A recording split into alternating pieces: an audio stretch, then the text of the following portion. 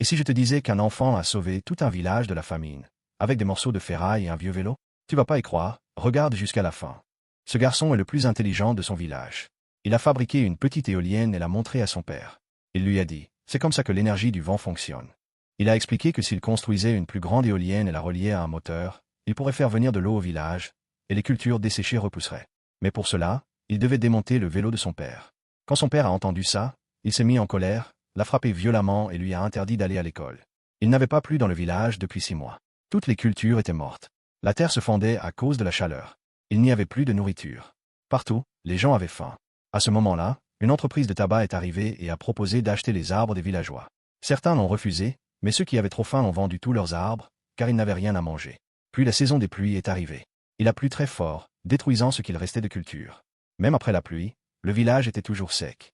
Le père du garçon a vendu le toit en tôle de leur maison pour acheter de la nourriture. Mais les commerçants avaient fait grimper les prix. Le gouvernement a envoyé un peu de nourriture pour aider. Mais c'était trop peu, et les gens avaient faim depuis des mois. À cause de cela, c'était le chaos. Les gens ont commencé à se battre pour de la nourriture.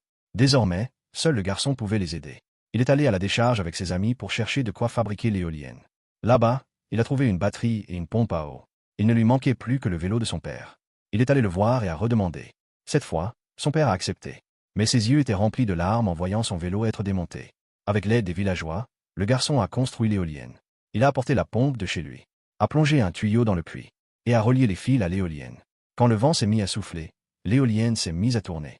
Et peu après, l'eau a commencé à jaillir de la pompe. Rappelle-toi, peu importe d'où tu viens, tu peux changer ton monde. À condition de ne jamais abandonner. Abonne-toi pour d'autres histoires qui inspirent.